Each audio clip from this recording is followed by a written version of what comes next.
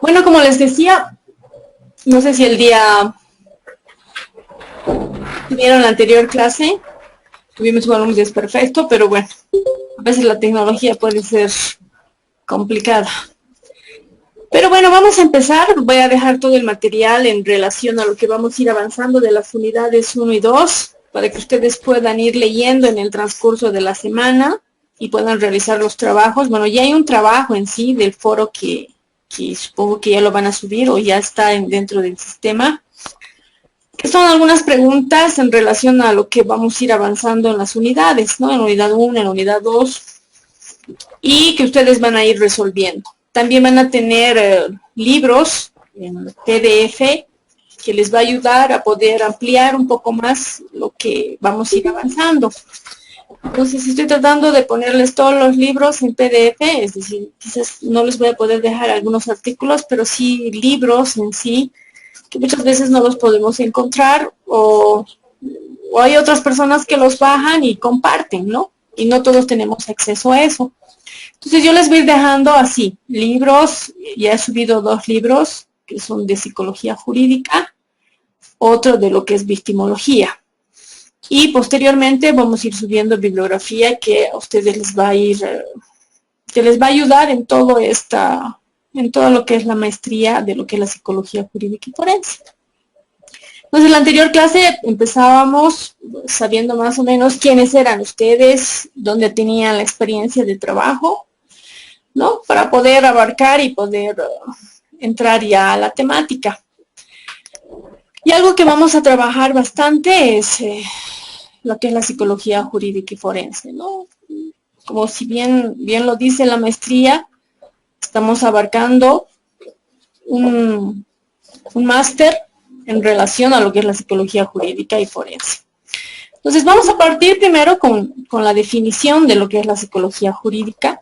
Si ven ustedes, la mayoría son psicólogos, pero también creo que hay otro tipo de profesionales dentro de la maestría que nos va a ayudar a entender y a comprender de lo que es la psicología jurídica y forense y las otras áreas o ámbitos de aplicación que tiene la psicología jurídica, ¿no? En relación también a otras ciencias forenses.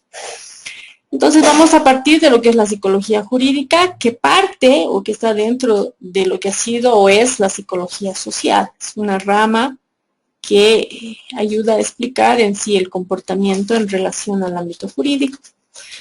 Podemos ver en la diapositiva, la psicología jurídica es una ciencia, ¿no?, que comprende el estudio, el asesoramiento, la intervención, la prevención sobre el comportamiento que se expresa en un ambiente regulado por normas jurídicas.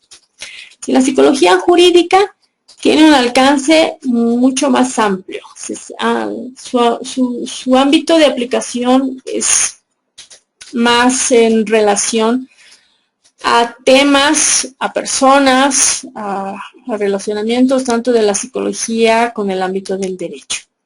La psicología jurídica te puede ayudar a comprender un comportamiento en relación al delito, puede ayudar a asesorar a los abogados, a los fiscales, a personas que trabajan en la temática.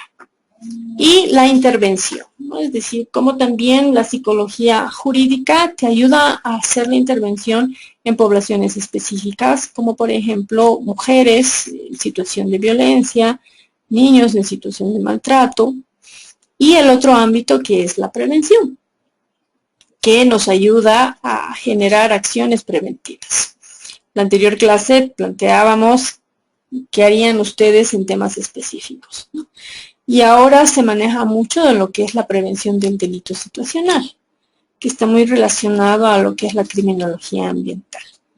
Entonces, la psicología jurídica tiene un campo de acción más amplio, ¿no? Como ustedes podrán ver, no solamente es el estudio, no solamente es el asesoramiento, no solamente es la evaluación. Parte también de la intervención, pero también parte en el ámbito de la prevención. Entonces, la psicología jurídica abarca todos estos elementos que ayudan también a coadyuvar en un proceso o coadyuvan en sí en la justicia. Durante esta sesión vamos a ver más o menos la aplicación de la psicología jurídica, las diferentes áreas que abarca la psicología, para que ustedes puedan tener una amplitud en relación a esto. Voy a tratar en las posteriores videoconferencias de que pueda ser un poco más práctico, poniendo casos, ¿no?, en los que ustedes puedan hacer las intervenciones.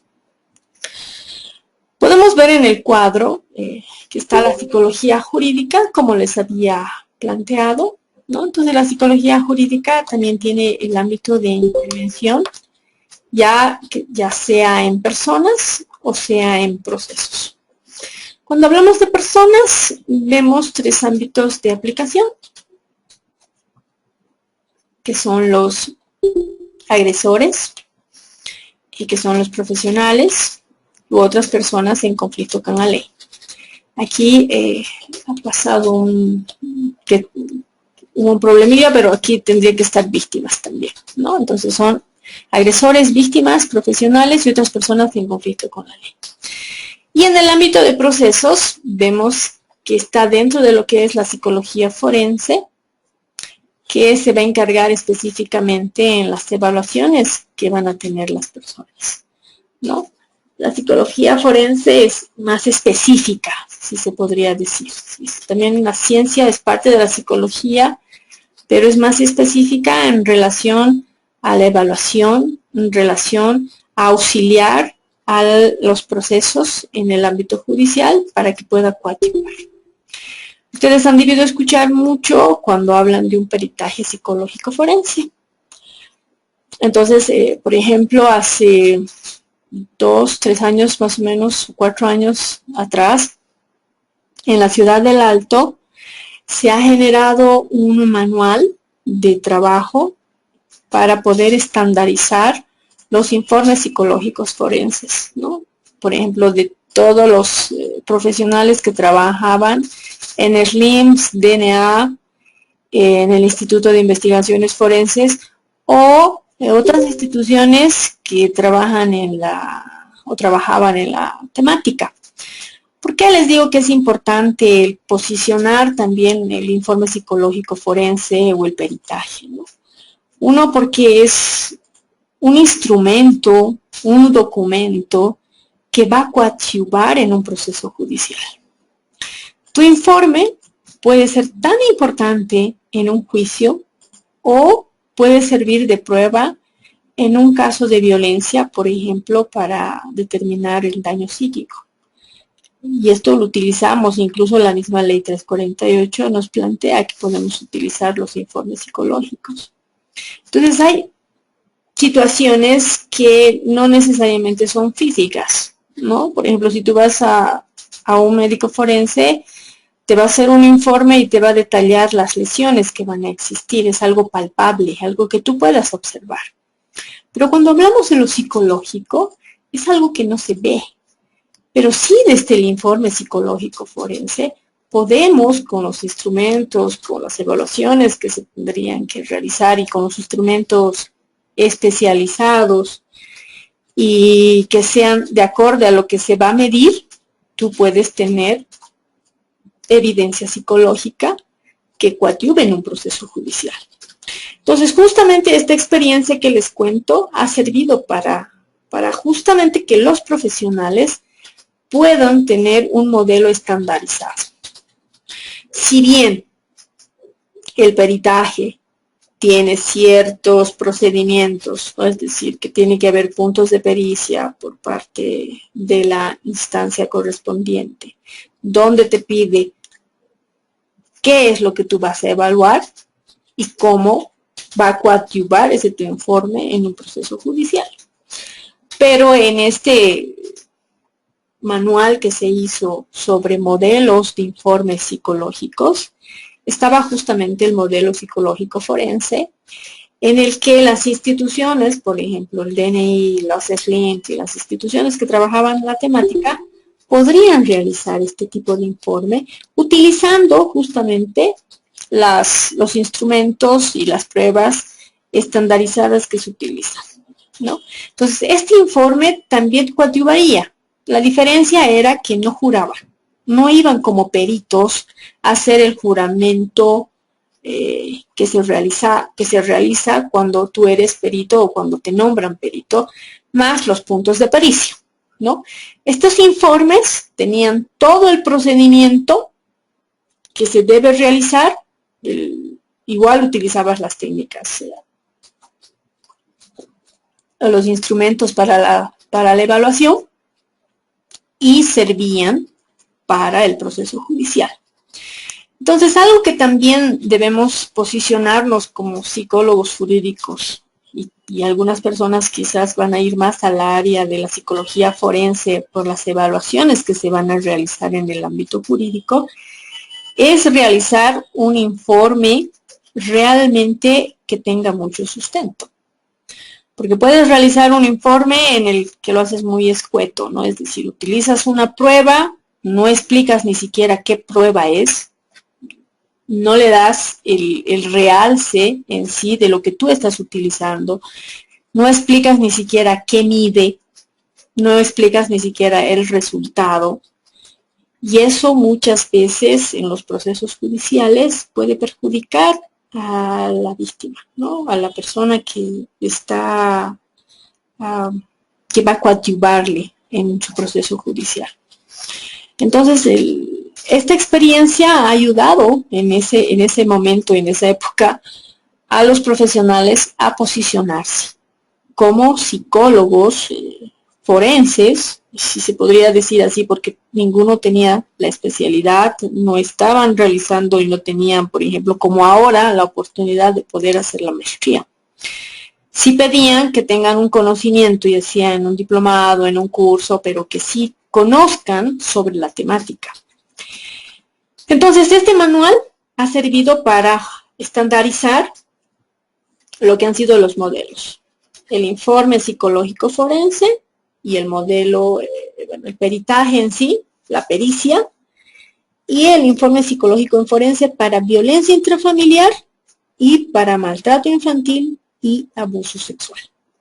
Entonces eran 3 tipos de modelos, y posteriormente esta experiencia ha generado también que se pueda tener qué instrumentos se iban a utilizar para diferente temática o población, ¿no? Si ibas tú a evaluar a víctimas por violencia, en el manual te decía qué instrumentos debes usar, qué instrumentos tú debes usar en maltrato infantil, en violación sexual. Entonces eso ha generado que a los profesionales se los pueda actualizar y no cometan el error de utilizar pruebas que no son aplicables en el ámbito forense. Entonces, por eso les decía, a veces, en vez de ayudar, podrían perjudicar. Perdón, licenciada, ¿puedo interrumpir? Me imagino que cada tipología de caso mantiene un protocolo para cualquier tipo de diagnóstico, ¿verdad? ¿Usted nos puede proporcionar, por favor, esos protocolos? Sí, ¿saben? Voy a escanear estos 2 manuales, los modelos de informes y las pruebas que se utilizan para cada problemática, cosa que cuando ustedes tengan que hacer la evaluación, ustedes sepan qué prueba deben utilizar, tanto en víctimas como en agresores, y estas pruebas son las que se utilizan justamente en psicología forense. Entonces voy a pedir aquí a la maestría, a la dirección de la maestría, para que puedan escanearlos, los conviertan en PDF y se pueda subir al sistema y ustedes puedan tenerlo. Porque les diré que esa ha sido la única experiencia que se ha tenido, a lo menos que yo sé, en Bolivia, el poder estandarizar los modelos.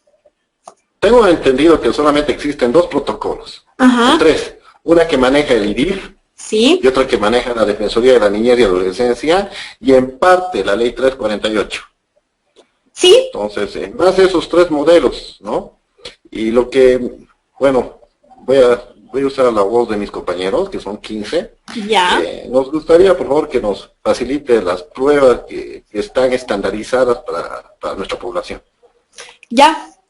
Son, como les digo, 2 manuales. Uno es justamente para violencia sexual, maltrato infantil, y el otro manual es exclusivo para violencia intrafamiliar. Entonces eso yo voy a dejar aquí a la dirección para que puedan escanear y puedan subir al sistema y ustedes puedan tener. Que también va a ser un punto de referencia, ¿no? Para no cometer también errores en el ámbito de la aplicación de pruebas.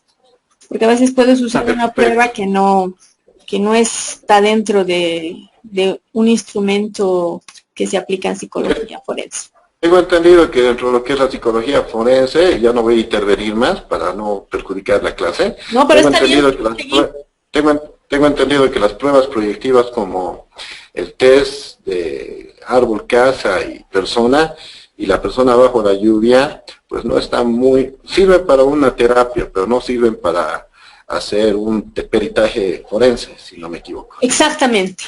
Cuando tú haces un peritaje forense, un peritaje psicológico, tienen que ser pruebas estandarizadas.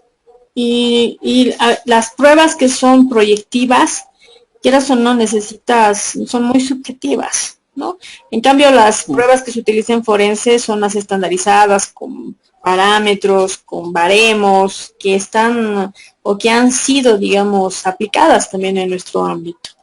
Entonces, también te coadyuva en el proceso judicial para que tú puedas defenderte, ¿no? Porque no se olviden que puede haber un contraperitaje y otra persona puede observar tu informe y te puede decir, bueno, usted ha utilizado el HTP, pero usted no ha llevado bien a cabo el protocolo, no ha usado bien, si no ha hecho como se debería hacer.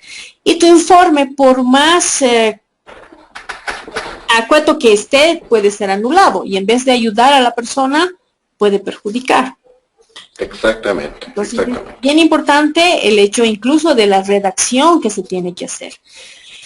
¿Por qué les digo esto? Porque el informe psicológico forense, el peritaje, tanto de los DNIs, SLIM o instituciones que trabajan con víctimas, agresores y que solicitan, ya sea el fiscal, el juez, para una evaluación, quieras o no, es un documento que va a coadyuvar a esa persona.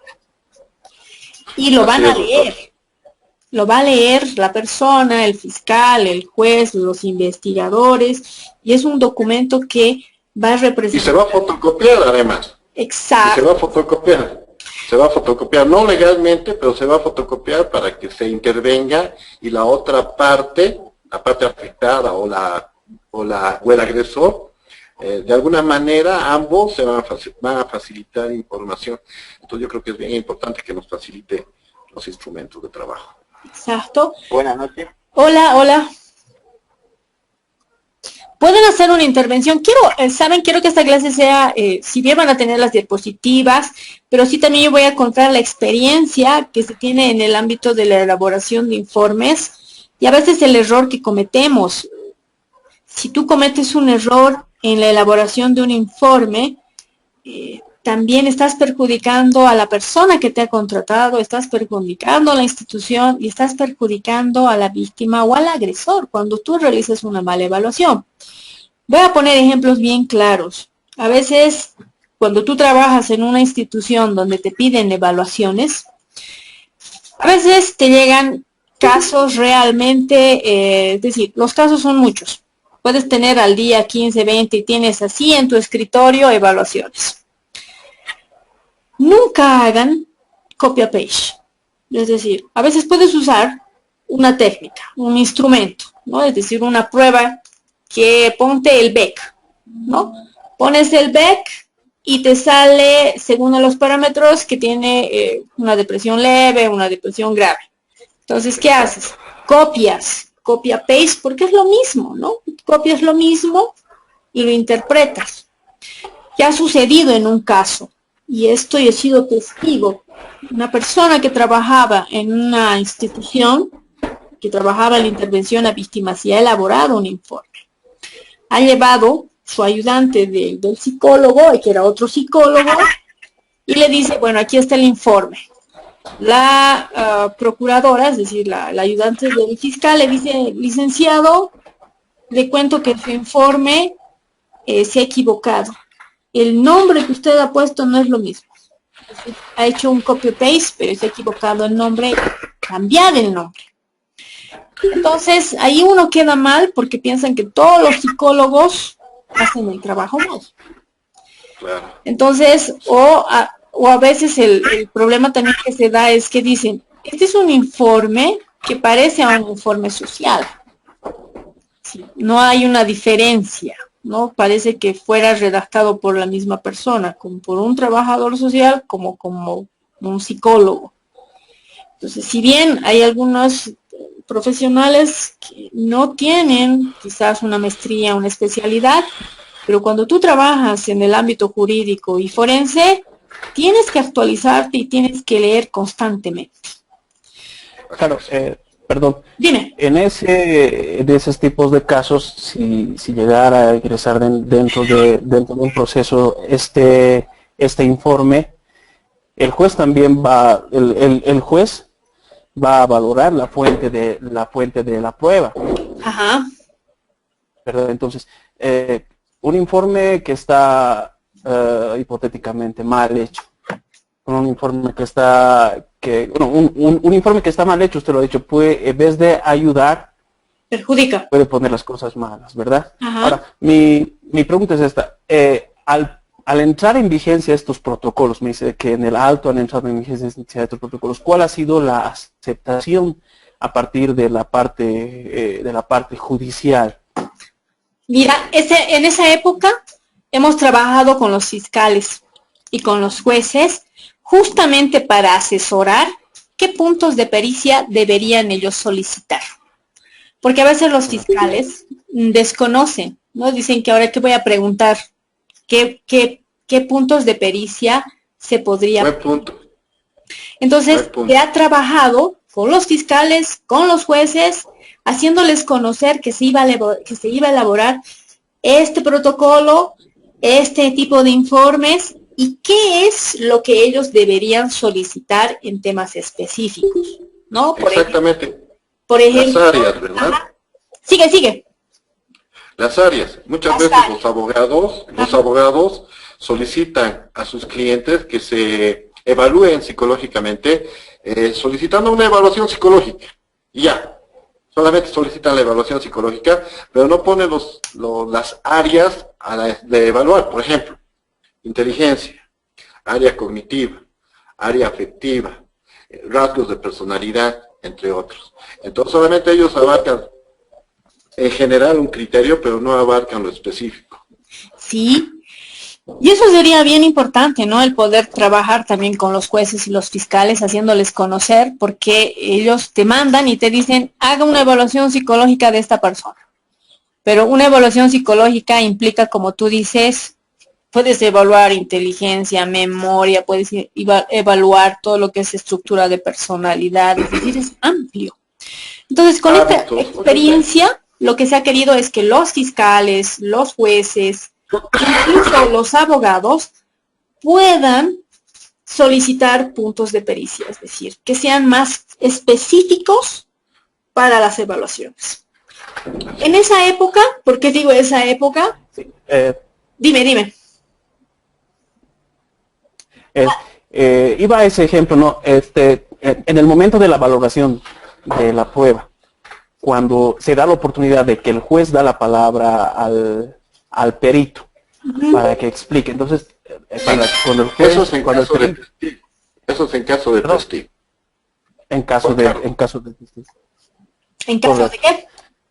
En caso de testigo, licenciada, cuando da la palabra al que está realizando el peritaje, si es que no me equivoco. Cuando es convocado como testigo por la parte. Entonces, también se ve, o sea, la capacidad de mostrar la veracidad del informe también juega un papel muy alto ya en el juicio oral, porque de qué sirve de que un informe esté bien elaborado si cuando esta persona también es citada como testigo no lo va a poder defender y no va a poder expresar la idea. Entonces también imagino que esos factores juegan un papel importante y la formación de los profesionales en estas áreas es Cuando te pide, digamos, fiscalía con puntos de pericia y tú haces el juramento como perito, tú elaboras, porque tienes los puntos de pericia, una vez que tú entregas tu informe, en el proceso del juicio te van a llamar para que tú defiendas tu informe. Entonces tú vas a ir y no solamente es que lo tengas en documento, ¿no? Es decir, va a estar tu documento. Te van a pedir incluso la credencial, cuánto tiempo tú estás ejerciendo la psicología. Hay abogados que ahora se están actualizando, ¿no? Y te pueden decir, bueno, ¿usted cuánto tiempo ha trabajado en la área? ¿Qué estudios tiene? ¿Qué conoce? ¿Qué conoce usted? Entonces te pueden preguntar cosas para saber si realmente tu informe está bien. Hay palabras, o los mismos te pueden pedir los mismos protocolos y te puede decir, bueno, usted ha utilizado tal prueba, dígame qué año se ha creado, está estandarizado aquí en nuestro país.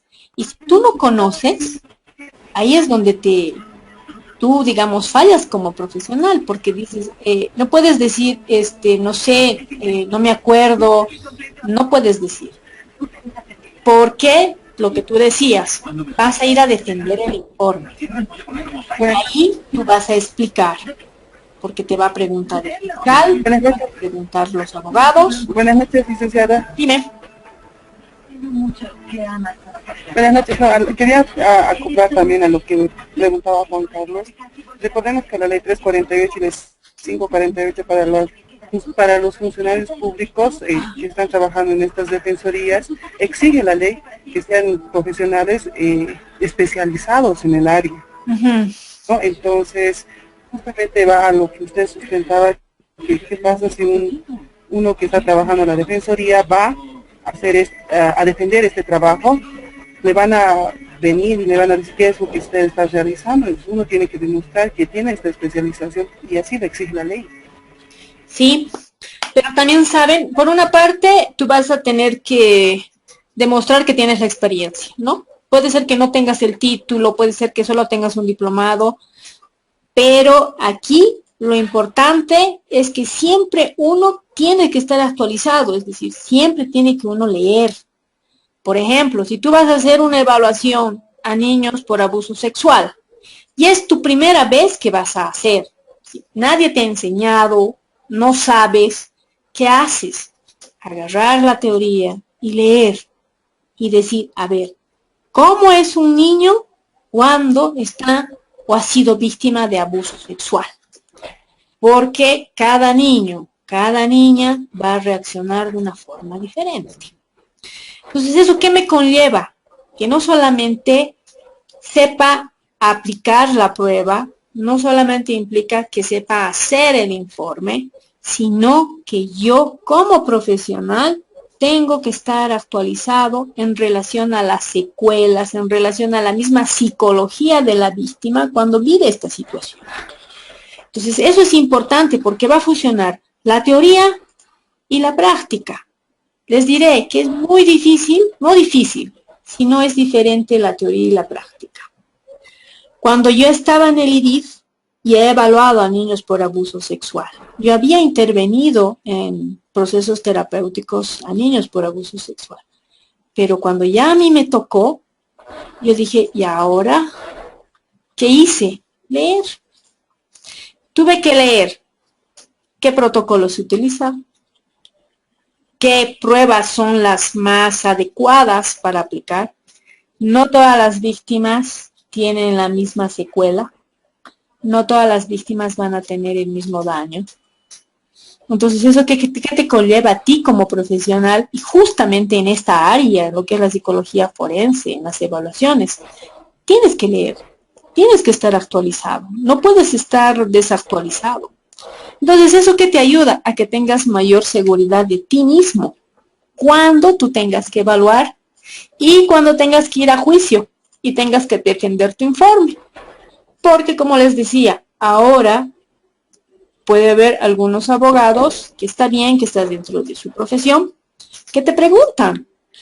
Yo me acuerdo una vez que me preguntó un abogado y me dijo, ¿cuál es la diferencia entre las secuelas o la sintomatología de un niño por abuso sexual y de un niño por maltrato infantil? Entonces ahí tú tienes que saber las secuelas que puede existir. ¿Son iguales? ¿Son similares? Entonces, cuando existe un trauma, son similares. Pero ¿cómo nos damos cuenta? En el daño, en la coherencia que tiene que haber con el proceso que ha vivido. Entonces, por eso les decía, es clave el actualizarse, es leer.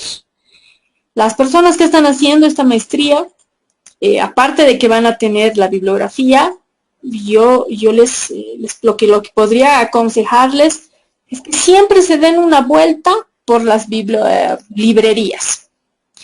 Siempre llega material nuevo en psicología forense, en victimología, en intervención en maltrato. Cómprense libros.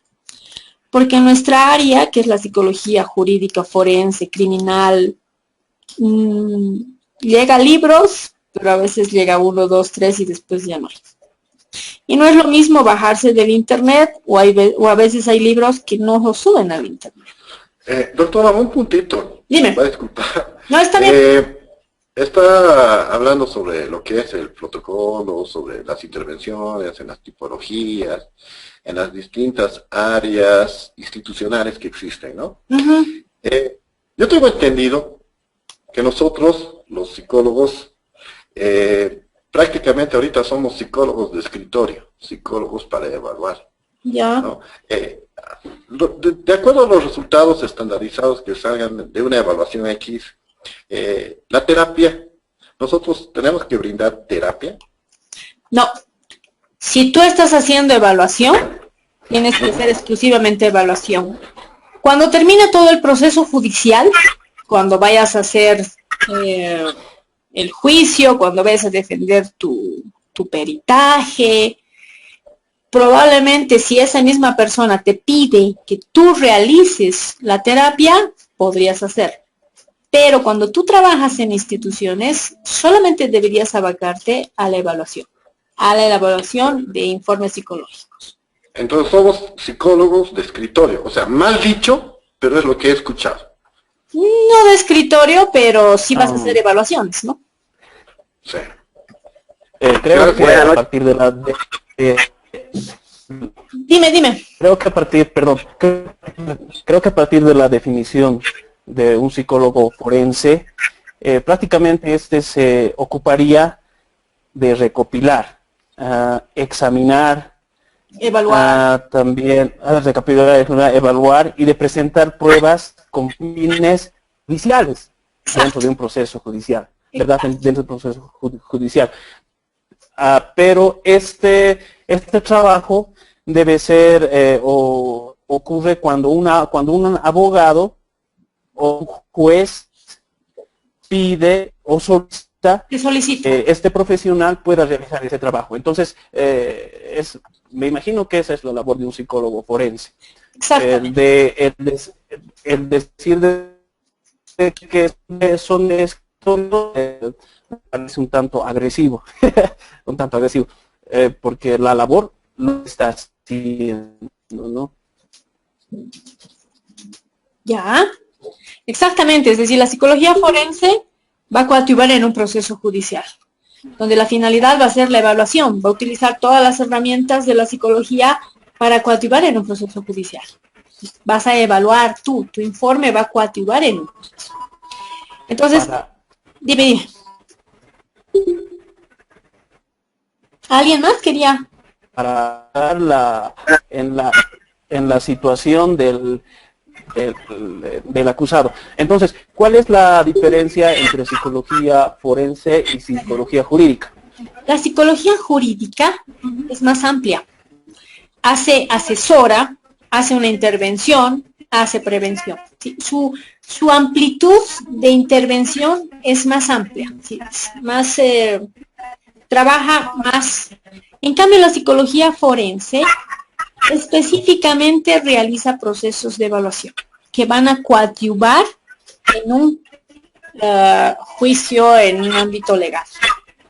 Exclusivamente la psicología forense va a ser los peritajes, va a ser la evaluación, va a intervenir, va a evaluar un hecho, una relación de un comportamiento en relación a un hecho jurídico. tu informe va a coadyuvar. Perdón. Dime. ¿Me escucha? Te escucho. Una consultita. Usted decía que la diferencia entre la intervención de la psicología en cuanto al forense y la terapia. Obviamente que para hacer terapia tenemos que tener un conocimiento más amplio en lo que es la terapia, ¿no? Ser psicólogos terapeutas o haber hecho, qué sé yo, algún diplomado, algún estudio en psicología clínica.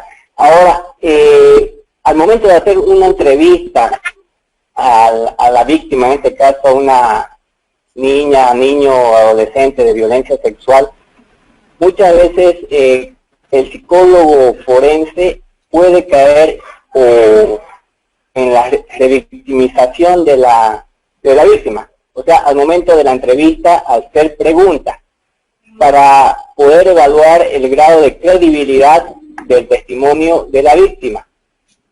Ahora, esa es mi pregunta, ¿no? ¿Cómo podemos, además de la entrevista, cómo podemos nosotros poder evaluar esa situación? El grado de credibilidad del hecho denunciado, ¿no?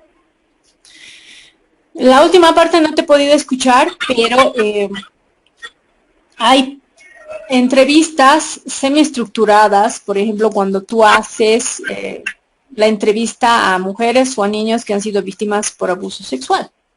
Hay protocolos. Hay instrumentos que te permiten ver, por ejemplo, situación traumática, en el que tú vas a poder evaluar el daño psíquico de la persona que ha sido víctima de abuso sexual.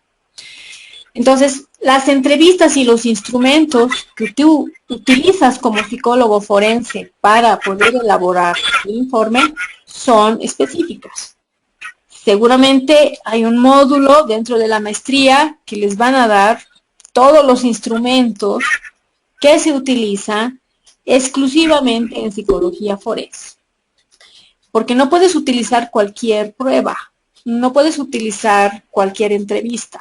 Sí, es muy diferente. Si bien vamos a tener el mismo parámetro de una entrevista clínica, pero hay entrevistas, hay protocolos estandarizados y que son específicos para la evaluación o la entrevista, en todo caso, para, por ejemplo, niños que han sido víctimas de abuso sexual.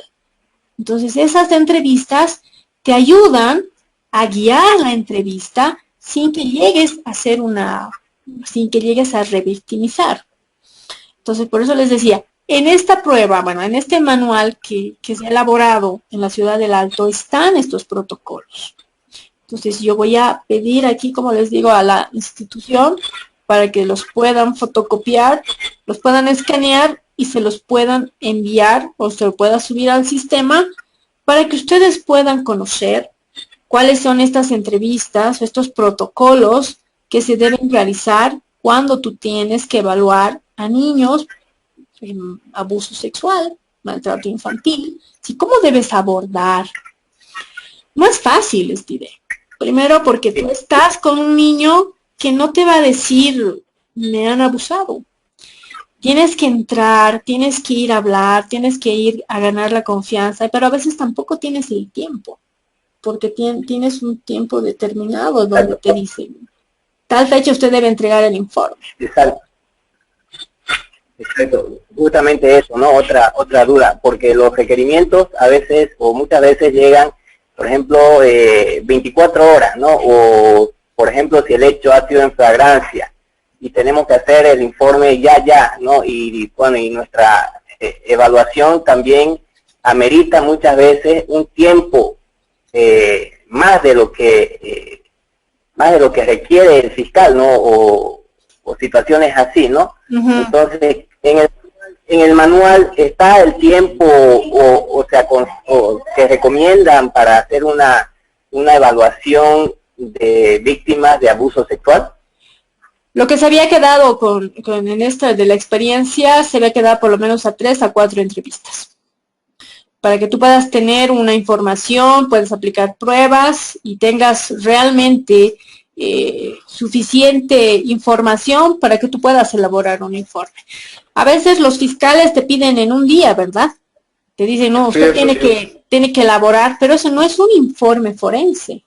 Tal vez tú puedas generar y decir, bueno, estoy elaborando un informe en relación a la sintomatología que se está generando, pero hacer muy claros con los fiscales.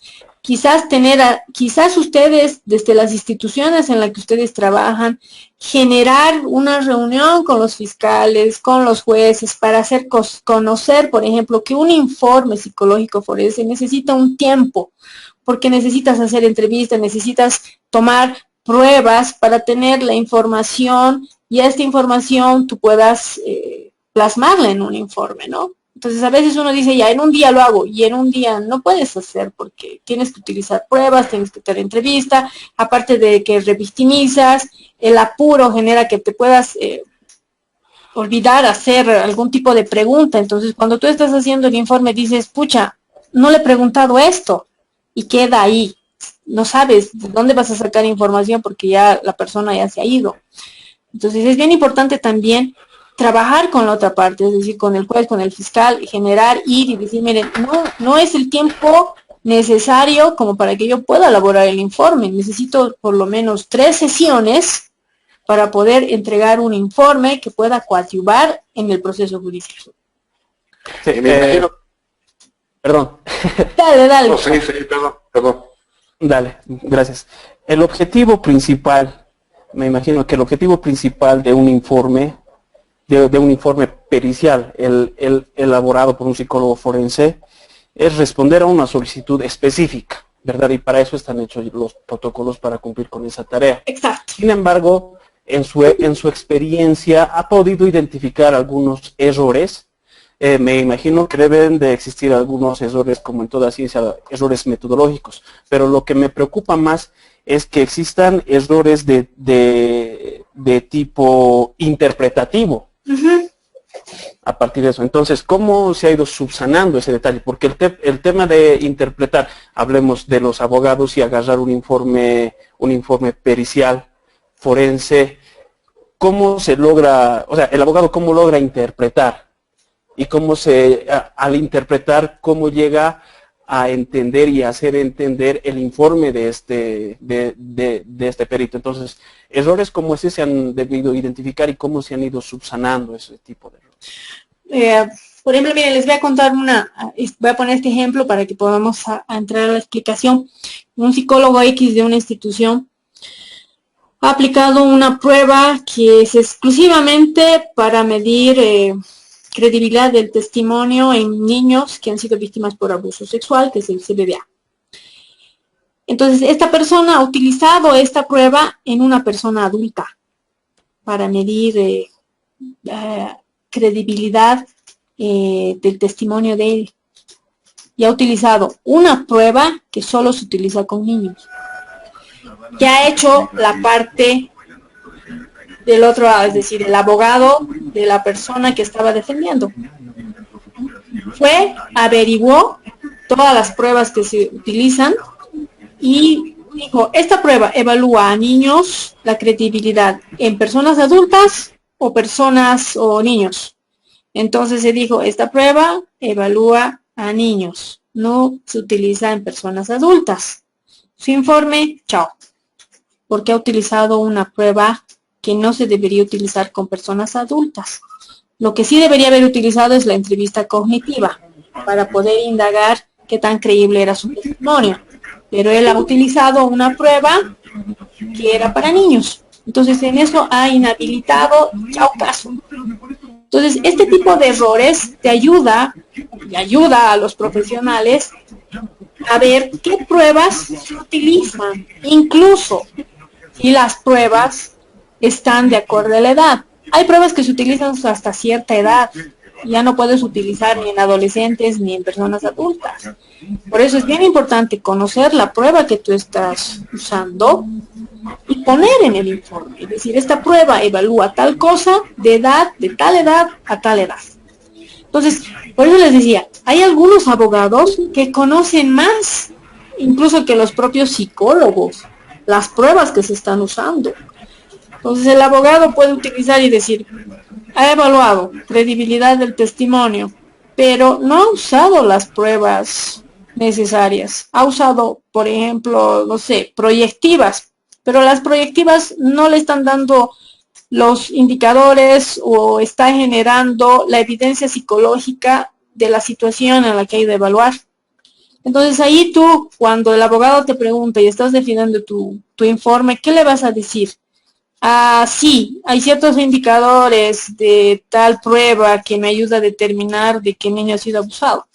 Si tú no puedes aceptar algo que no sabes, la prueba te va a dar elementos, pero el final, es decir, ¿quién tiene la última palabra? Es el fiscal. Tú le darás con tu informe, información, una prueba más en el proceso.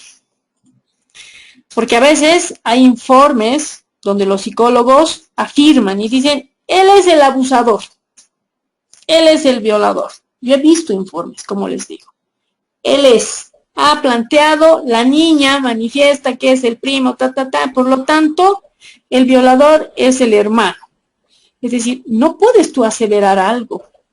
Probabilidades, posibilidades. Es probable que lo que diga la niña tenga relación con el daño psíquico que se ha encontrado en la evaluación, o que se ha determinado.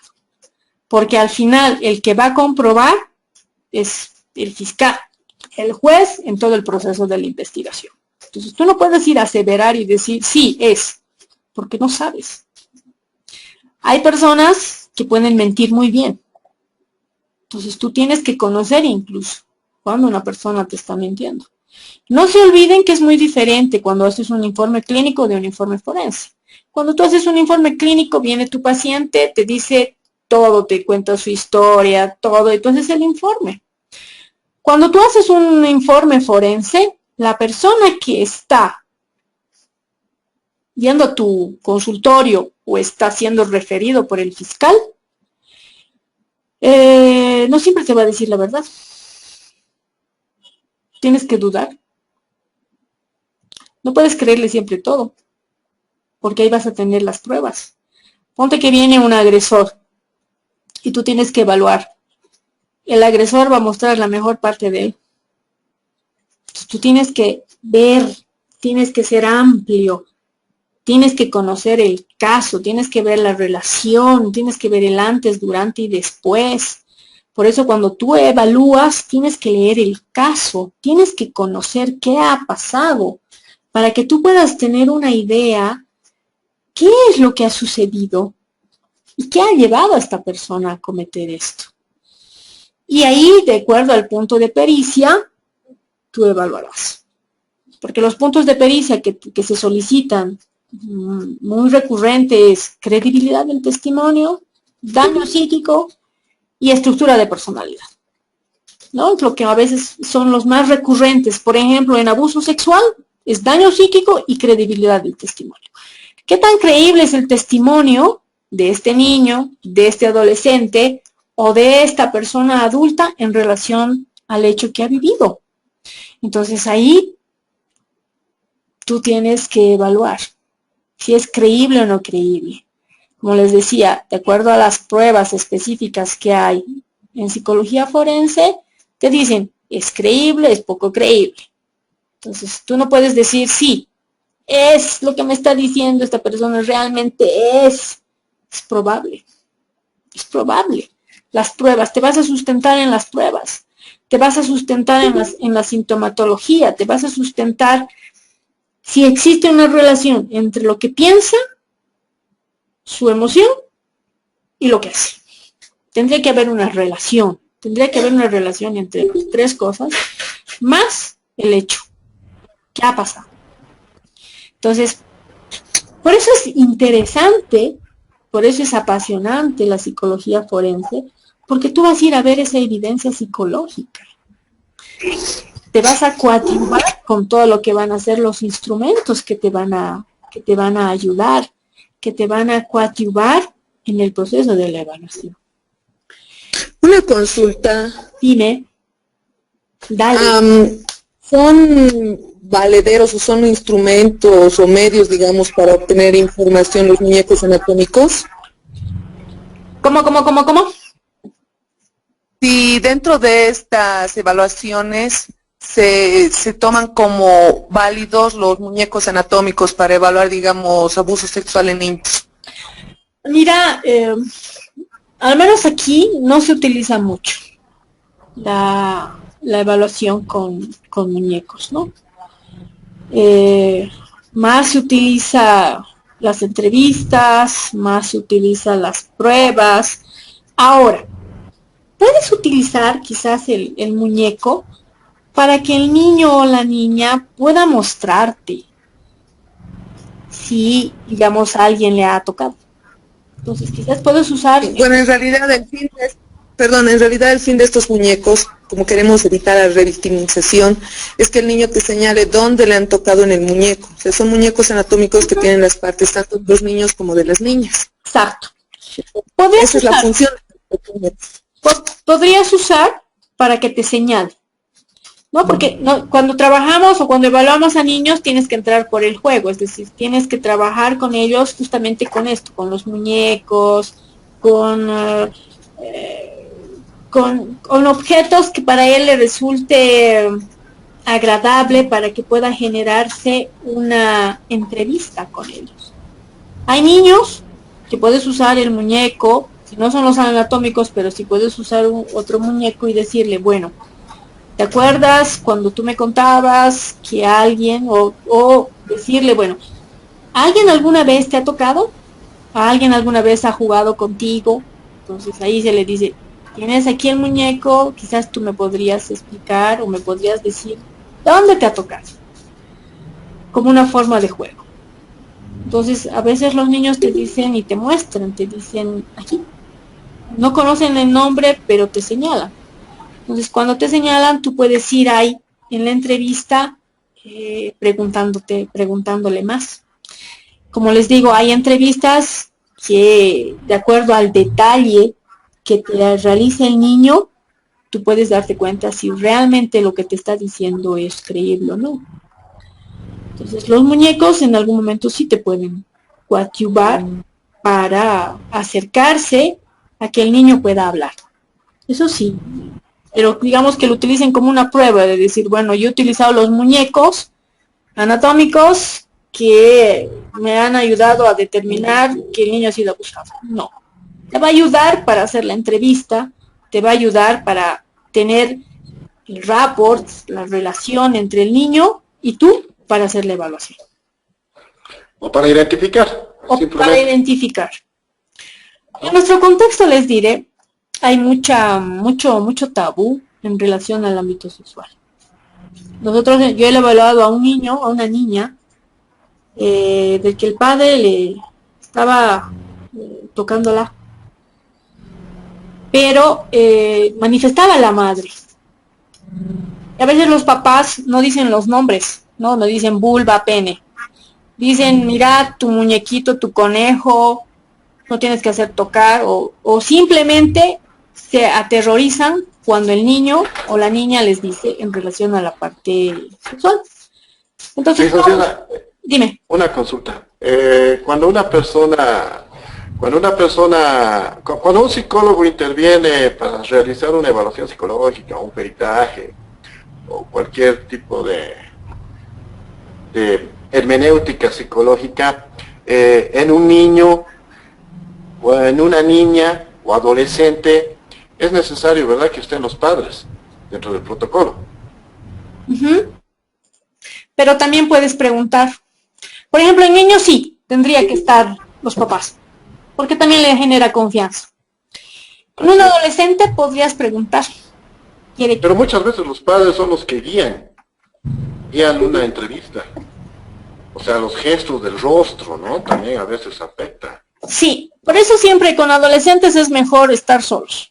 Hablar con los papás y decir, miren, necesito yo hacer la evaluación, necesito solamente quedarme con el joven, con la joven, porque a veces el agresor puede ser él. Y cuando tú estás evaluando y la niña o el niño por miedo no va a hablar, o va a decir todo lo bueno. Entonces es mejor que los papás en adolescentes estén fuera. En niños, sí, los papás están, ¿no? Siempre están los papás. Perdón, se me... Bueno, por mi parte, considero que no es bueno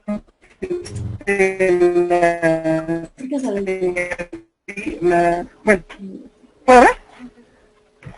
Mira, volveme a repetir porque no se ha escuchado absolutamente nada.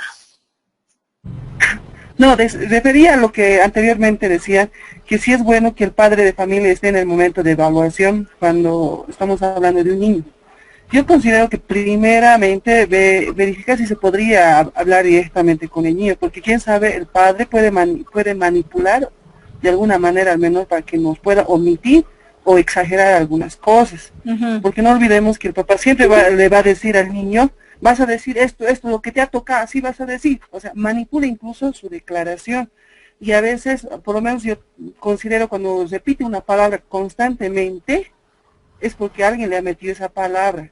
Y es bueno preguntarle al niño, ¿conoces lo que significa esto?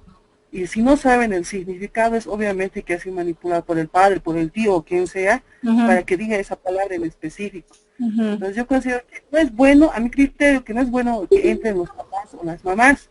Y si es que el niño se pone muy cerrado, tal vez por el trauma, ver alguna estrategia, y eso tal vez usted nos podría proporcionar para que hagamos este buen trabajo, porque es necesario, porque considero que es mucha manipulación a veces que hay de los padres de familia con la finalidad de exagerar lo que ha pasado con el niño. Acotando un poco lo que dice Lourdes, muchas veces los niños o las niñas, dentro de sus rasgos de personalidad inicial, porque se sabe que la personalidad ya se define cuando uno es adulto, los niños son dependientes, totalmente dependientes de los tutores o de los padres. Entonces ese es un punto importante que, como dice Lourdes, sería bueno que nos enseñe más o menos cómo manejar ese tipo de circunstancias. Ya. No, antes, aprovechando lo que dijo el compañero, se me ocurre algo, y tomando las palabras de que todo parte del estilo de la personalidad y el patrón de comportamiento. ¿Qué pasa si sucede un hecho? Está ya la fiscalía, está ya el Ministerio Público, y el Ministerio Público emite un orden para que se entregue ya un informe. Les da un tiempo determinado, dentro de las 24 horas. El psicólogo elabora su informe. Ya. Pero lo que el psicólogo no sabe, y nadie sabe, que este niño puede tener alguna patología, quizá puede ser esquizofrénico. Entonces, por cumplir, el psicólogo va a hacer su informe, pero ¿cómo podemos medir eso? ¿Está ese detalle dentro de los protocolos? Es que cuando... disculpe, dime. Dentro del DSM-4 y el CIE-10, los menores de edad a partir de los 12 años para abajo no sufren de esquizofrenia, ni son esquizotípicos, ni son esquizoides, ni tienen paranoia, ni nada de eso. Solamente son seres que están en formación en sus rasgos de personalidad, donde influye todo un contexto, el contexto social, familiar, escolar y todo eso. Incluso está en la adolescencia. Entonces, no creo que surja la adolescencia. A partir de la adolescencia presentan algunas patologías. Claro. Yo digo el término de no creo que suceda, pero existe la posibilidad de que pueda suceder, de que se pueda haber dar. Un niño autista, ¿no? Un niño autista puede haber. Claro, es que tú en el momento de la evaluación te vas a dar cuenta que la forma en cómo está relacionándose contigo es muy diferente.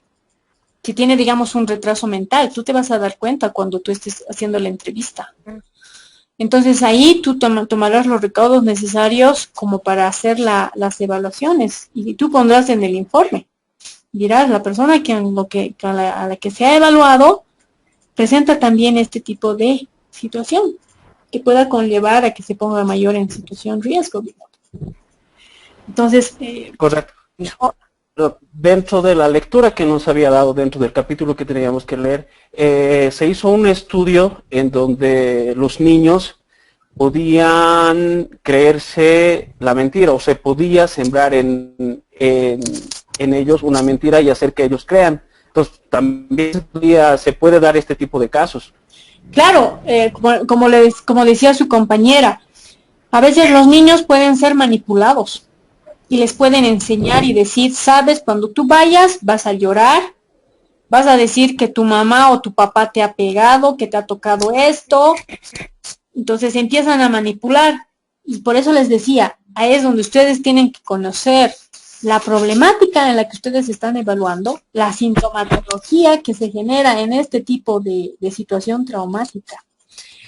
Porque si no conoces, estás ahí, dices, ahora, ¿será verdad? ¿Será mentira? Pero ¿qué te dice la teoría?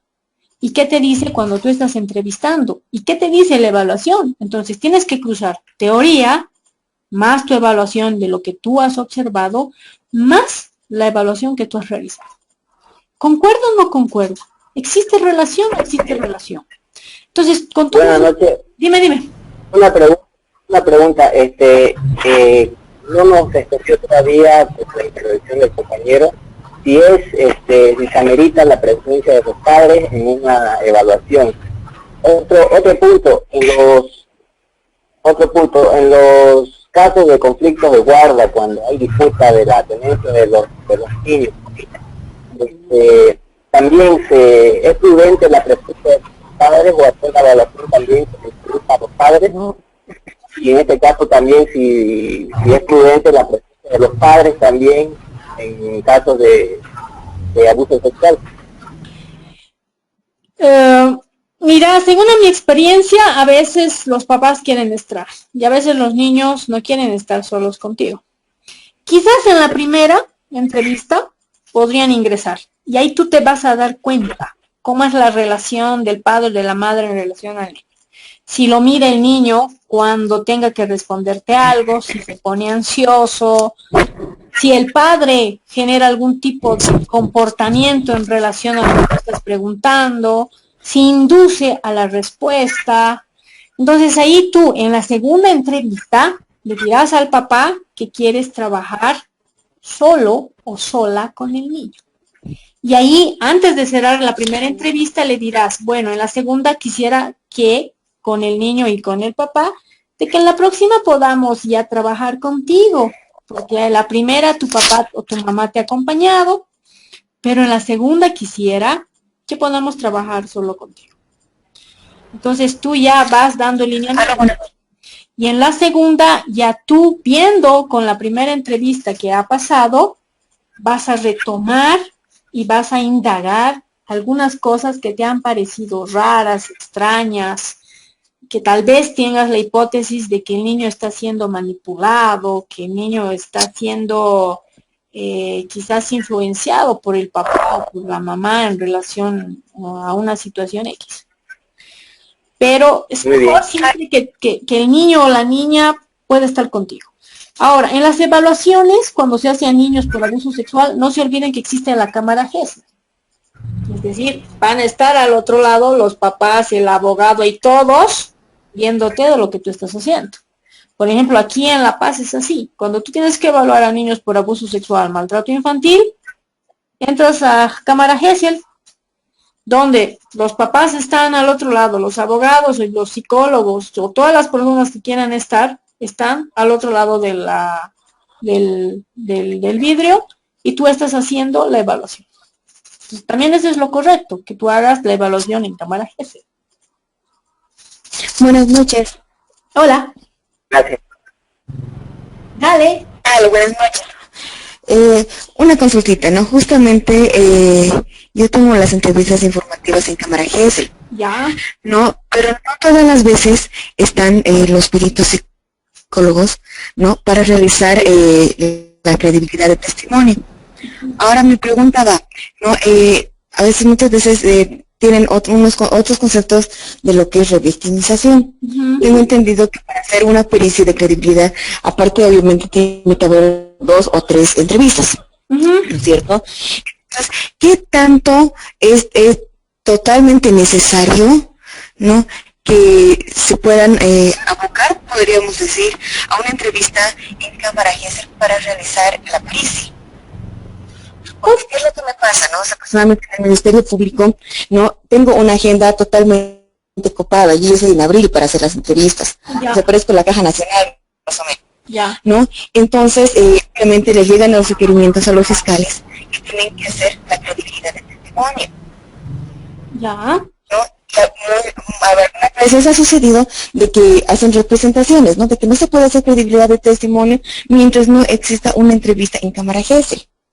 Es que, ¿sabes por qué también es prudente que hagas cámara Gesell? Porque si vas a utilizar los protocolos especializados para credibilidad del testimonio, necesitas la entrevista grabada. Entonces tú vas a ver la grabación y vas a pasar todo lo que tú estás viendo en el protocolo. Y te va a ayudar a generar los parámetros necesarios como para poder decir, ¿es creíble o no creíble el testimonio? Porque si no utilizas cámara Gesell es más complicado, porque primero te vas a olvidar los gestos, te vas a olvidar, no vas a estar en ese momento atenta en relación a una pregunta que le has hecho, no vas a ver cómo ha respondido el niño. Entonces, en cámara Gesell, como tienes la grabación, vas a poderla ver, vas a poder ver el cambio que se genera frente a una pregunta que tú realizas. Entonces, el protocolo para la evaluación de credibilidad del testimonio, sí o sí, necesitas hacerla en cámara Gesell. Si vienes... Pero a lo que me voy. Por ejemplo, o sea, se hacen las 3 entrevistas. ¿Qué tal? ¿No es cierto? Tienes que ir tú verificando, ¿no? Lo que haya podido decir, digamos, en una entrevista, lastimosamente así pasa acá, ¿no? A Defensoría. Posteriormente viene la entrevista en cámara Gesell. Posteriormente viene la entrevista con el perito, ¿no es cierto? Entonces, se tiene que hacer esos cruces de información, podríamos decir, ¿no? Para ver qué aspectos también existen, digamos, que hayan podido, en caso de que no se cree, de que si la han enseñado o no la están enseñado, ¿no? Existe esa posibilidad de que puedan estar como así, cruzando algo de información, y después llega, digamos, lo que es la cámara Gesell, porque ¿cuál es mi preocupación mayormente con los públicos? Es que, como te digo, mi agenda está en abril. Ya. Y digamos, el experimento lo tengo hoy. Entonces, tienen que esperar esos 2 meses o un mes o 20 días, ¿no? Para poder hacer esa evaluación. Ahora, mira, ¿sabes qué se hace en ese caso? Si, digamos, existen ya evaluaciones previas que han realizado el niño en Defensoría y han utilizado cámara Gesell, puedes utilizar la grabación. Puedes solicitar que te presten la grabación que se ha hecho al niño en cámara Gesell, más el otro informe que se ha realizado con la X psicólogo. Y tú evalúas la grabación y haces más el informe que tú tienes. Si tú tienes los elementos necesarios como para poder realizar un diagnóstico y una pericia, lo haces para no revictimizar. Es decir, tienes todos los elementos necesarios y tú explicas y dices que has utilizado la grabación que se hizo en cámara Gesell, más el informe que se ha realizado de X psicólogo y se ha determinado lo siguiente. Si no tienes los elementos necesarios porque la intervención que se hizo en cámara Gesell ha hecho la intervención, pero al final no se ha logrado nada, y el informe que tú tienes del psicólogo y al final igual no tienes nada, necesariamente vas a tener que hacerla tú. Vas a tener que hacer tu evaluación desde cámara Gesell. Entonces, hay profesionales que hacen muy bien las entrevistas y tienen bastantes elementos. Tú puedes agarrar eso para no victimizar. Puedes ver la grabación, puedes ver el informe y a partir de eso tú puedes elaborar un informe y decir, bueno. Ya, pero mi pregunta va, ¿y qué pasa si es que no hay todavía la cámara Gesell? Ahí es el complejo. ¿Podrías tú grabar, pedir permiso al mismo niño, a los papás que vas a grabar, porque necesitas ver el comportamiento del niño? Si estás en tu consultorio, grabarle al niño lo que vas a hacer tu entrevista. Es válido, porque necesitas tú ver el comportamiento, porque si no, no tienes elementos. Es decir, si bien hay una prueba, pero no tienes, ¿cómo vas a poder sustentar? ¿Cómo vas a poder ver? Cuando yo evaluaba niños por abuso sexual, 10 veces era poco lo que tenía que ver para sacar los indicadores en las pruebas específicas. porque tienes que ver y fusionar, ver relación sintomatología, ver relación en el ámbito de las pruebas. Entonces, eso te ayuda, como te digo, que tengas que tener sí o sí la grabación. Ahora, como tú me dices, a veces no hay cámara GESEM en algunos departamentos. No hay. Podría ser que puedas tú grabar. Ahora, si no tienes también una grabadora, digamos una filmadora, ahí tú vas a tener que tener una memoria visual, anotarte todo lo que te diga el niño, grabarle al niño y pasar. Es decir, fusionar lo que tú necesitas ver de acuerdo a la prueba y hacer el informe. Porque tampoco puedes decir, no voy a hacer porque no hay cámara. Licenciada, una preguntita fuera del contexto de lo que estamos abarcando. ¿Hasta qué hora va a durar esta videoconferencia? Ahorita termina porque ya nos están golpeando. Sí, a mí también le comento. Ya, entonces quisiera que podamos vernos el día que nos toca la próxima videoconferencia. Voy a traer un caso. ¿Me oye? Sí, una consulta. Perdón. Dime. Hola. ¿Puedo?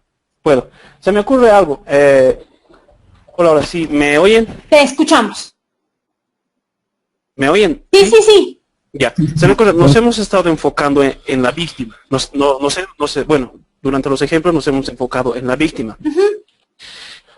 Es importante la lucidez que tiene el profesional en el momento de hacer el peritaje, ¿verdad?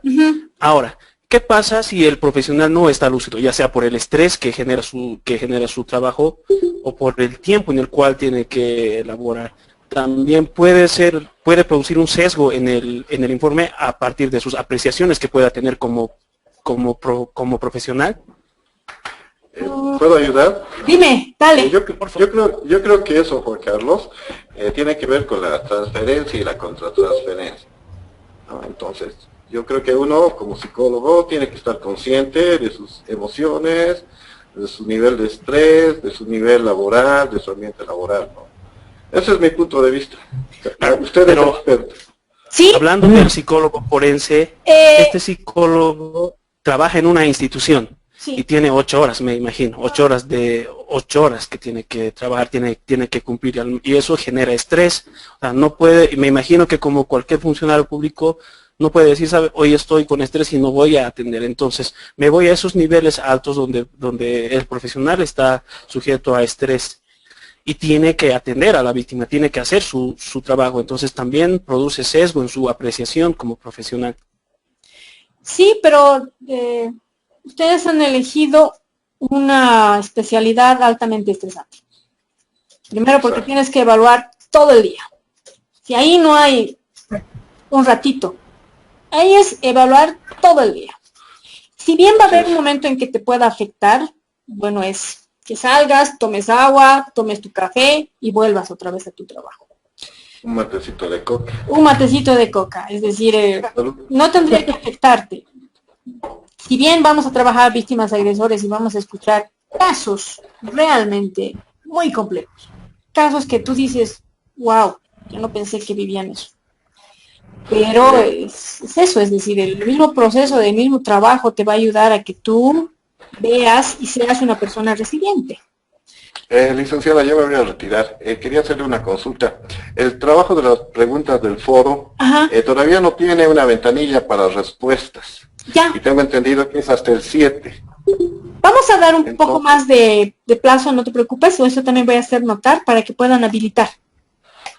Muy amable, gracias. Bueno, entonces, ¿El curso ahora? quedaremos aquí porque también aquí lo van a cerrar la universidad. Les agradezco mucho por esta hora y mil disculpas por el atraso, pero creo que ha sido una videoconferencia muy productiva, viendo sus casos, viendo, digamos, la experiencia que ustedes tienen. Y bueno, nos estaríamos viendo la próxima semana, abarcando un poco el día más. Lunes, ¿no? Usted manifestó, si no me equivoco, tal vez soy un poco mitómano, no, como estaba con celular, lo poco que pude apreciar, es que esta sería la primera videoconferencia, ¿verdad? Sí, vamos, la primera vez que había un poco de interferencia y todo lo demás, hoy vamos a subsanar todo, ¿no? Entonces voy a ver si podemos hacer una más para poder contrarrestar y poder avanzar. Voy a hablar con el equipo. Una consulta, disculpe. Dime. Una consulta.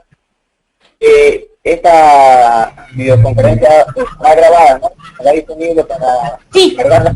está grabada, el equipo ya de la maestría lo va a subir. Muy amable, gracias. Listo, muchísimas gracias. Que tengan un fin de semana agradable y hasta el día lunes ustedes van a tener toda la unidad 1, unidad 2 con los ejemplos que pusimos y con las experiencias. Y también voy a dar el material que les había prometido para que puedan subirlo a la plataforma y ustedes puedan tener dos instrumentos o 2 manuales que les va a ayudar en su ámbito profesional. Muy bien, gracias, licenciada. Listo. Tenga un agradable fin de semana. Muy bien, gracias. Buenas noches. Hasta luego. Hasta luego, que les vaya bien. Licenciada, buenas noches. Buenas noches. Chao, chao. La próxima semana. Lo cierro nomás. Hoy es viernes. Hasta luego.